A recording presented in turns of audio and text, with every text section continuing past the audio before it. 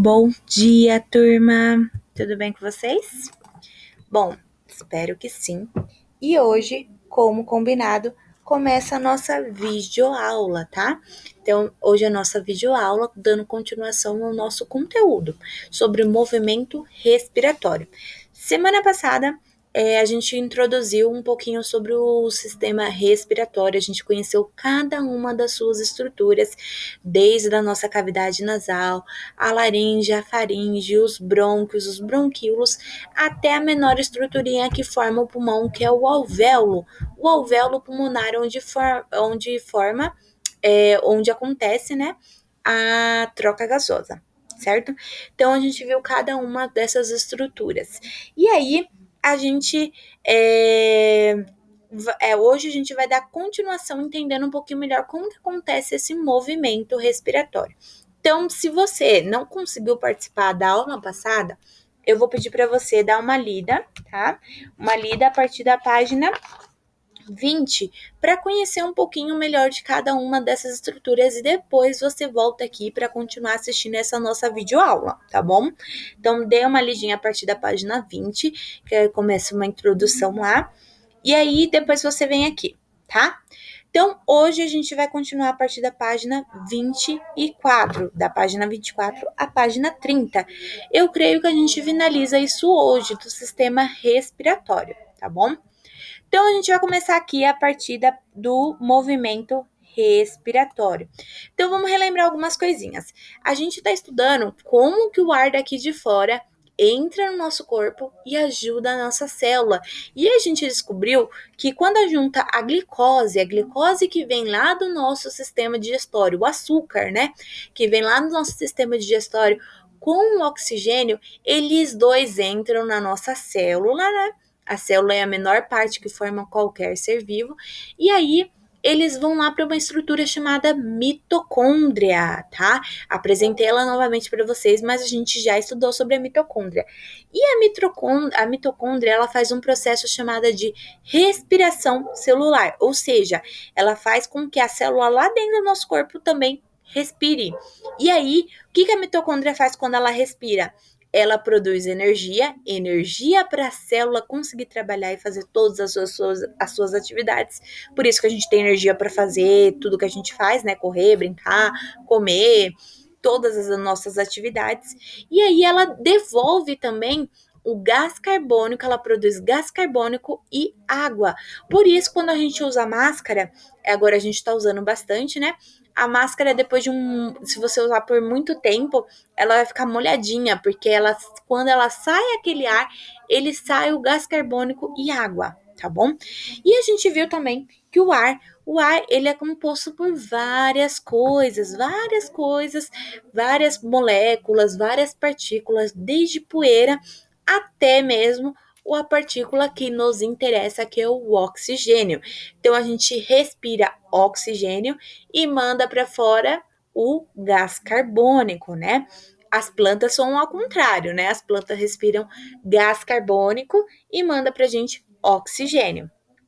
Tá? Então, as plantas nos ajudam a gente ter uma boa respiração. E aí, para a gente conhecer, entender um pouquinho sobre o movimento respiratório, a gente tem que conhecer um pouquinho sobre o processo de inspiração e expiração, tá? Então, ou seja, vamos entender o que é isso. O processo de inspiração, gente, nada mais é do que quando a gente acaba respirando. Quando a gente puxa o ar para dentro, ele é responsável por trazer o ar para dentro do organismo, tá? Então a gente puxa o ar para dentro, a gente tá inspirando e expirando. Quando a gente joga o ar para fora, a gente elimina o gás carbônico, tá? Então esses dois são os dois processos que a gente estuda para entender o movimento respiratório. E aí a gente tem também que a nossa respiração ela é involuntária, ou seja, a gente não controla e ainda bem, né? Que senão a gente não ia conseguir dormir. Imagine quantas vezes a gente respira no dia. Tenta aí calcular. Muitas, né? Não dá pra gente calcular a infinidade de vezes, a gente nem percebe estar respirando. A gente só percebe quando eu tô falando agora. Se eu tô falando agora com vocês, vocês vão perceber que vocês estão respirando, exatamente, tá? E aí, Mas a gente também consegue controlar, né? Quando a gente corre, quando a gente está agitado, alguma coisa, a gente consegue modular essa respiração. Mas ela é um tipo de tecido involuntário. E para a gente realizar esse processo de movimento, a gente precisa do auxílio de uma estrutura, um músculo, né? Chamada de diafragma. Ele é bem fino, gente, e ele fica abaixo das nossas costelas. E ele fica grudado com o nosso pulmão, tá bom? Então, aqui em azul tem um pulmão de vocês, certo? Pulmãozinho bonitinho de vocês. E na apostila, se vocês olharem, tem uma membrana, acho que tá em tomzinho de amarelo, verde, alguma coisinha assim para vocês. E aí, essa membrana é ligada com uma membrana que cobre o pulmão, tá bom? Então, quando eu falar membrana, imagina uma pele, tá? O pulmão, ele é coberto por uma pele e aqui embaixo a gente tem um músculo do diafragma que auxilia a gente a respirar. E a gente conhece ele, mas a gente não sabia o nome dele, tá? Quando a gente respira, a gente não movimenta a barriga? Movimenta, né? Faz o teste aí. Fez? Movimentou a barriga. É o diafragma, gente. É o diafragma movimentando no processo de inspiração, tá? Então a gente vai entender como que funciona. Quando o diafragma ele se movimenta para baixo, ele é puxado para baixo, ele se contrai, a gente aumenta o espaço entre aqui o pulmão. Então a gente aumenta o que a gente chama de volume da caixa torácica, volume das nossas costelinhas. Isso permite a entrada do ar. Então, o ar entra para cá, certo? E aí a gente tem um processo de inspiração.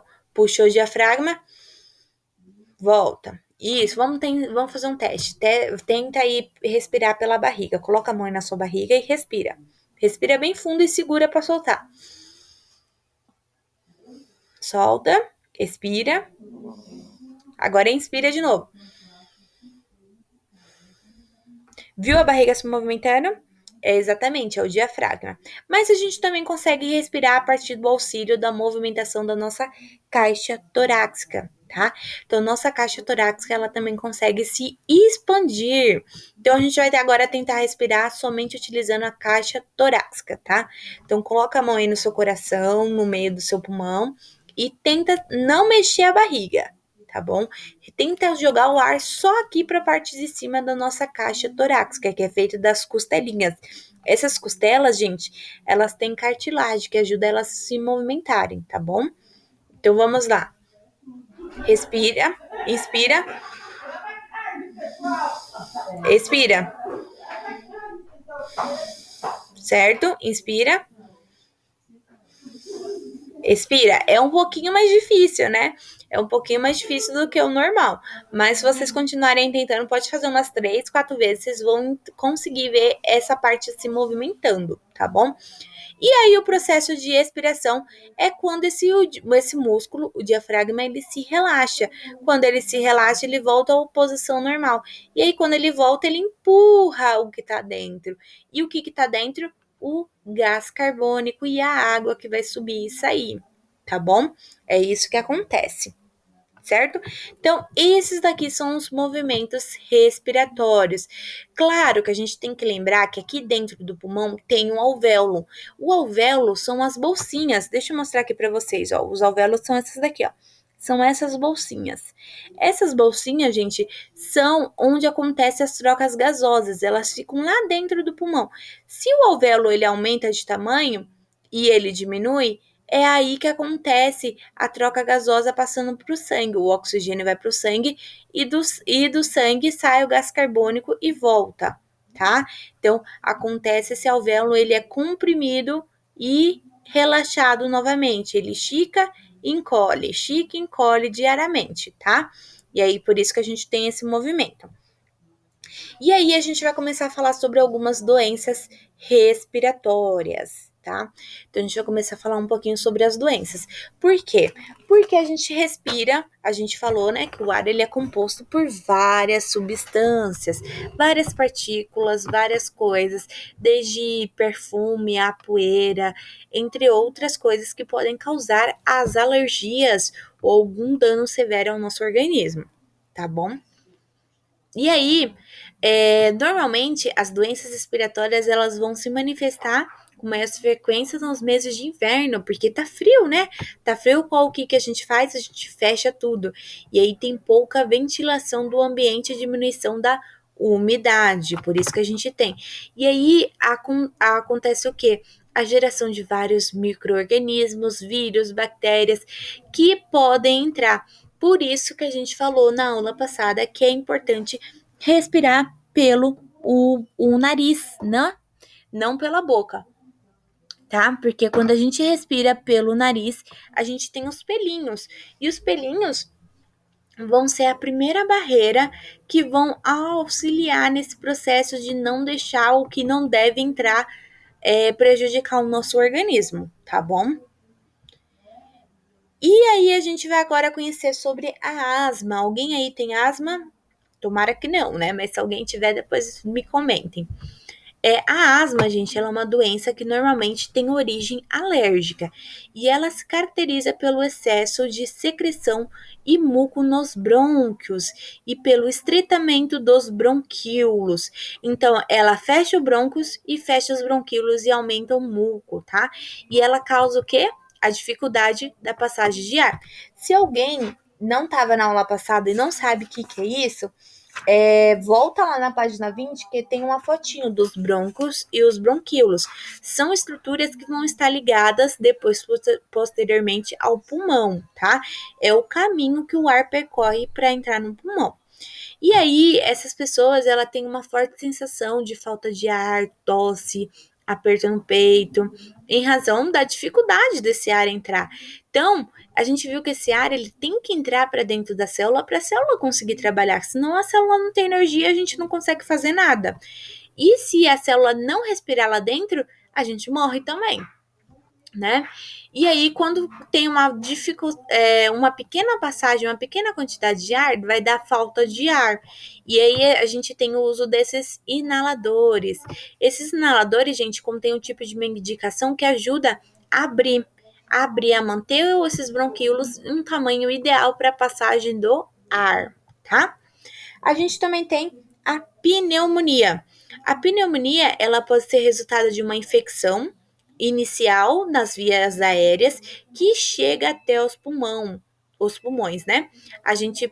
Ela pode ser causada por bactérias, vírus, reações alérgicas e os sintomas delas tosse, dor no peito, febre e ela pode ser bem grave, ela pode gerar até a morte, tá? Porque imagina, se ela não deixa aquele pulmão, se ela meio que vai entupir aquele pulmão, ela pode criar até mesmo água dentro desse pulmão. E aí esse pulmão vai perder uma parte importante da troca gasosa, então ele não vai conseguir se movimentar e nem fazer nenhuma das funções dele. E aí ele não vai conseguir mais trabalhar e então vai gerar ineficiência do órgão, tá? Aí a gente também tem a bronquite. Mas a bronquite a gente vai falar numa segunda videoaula, tá? Então já já eu vou dar continuação e a gente já finaliza a partir do estudo da bronquite. Então, até já já.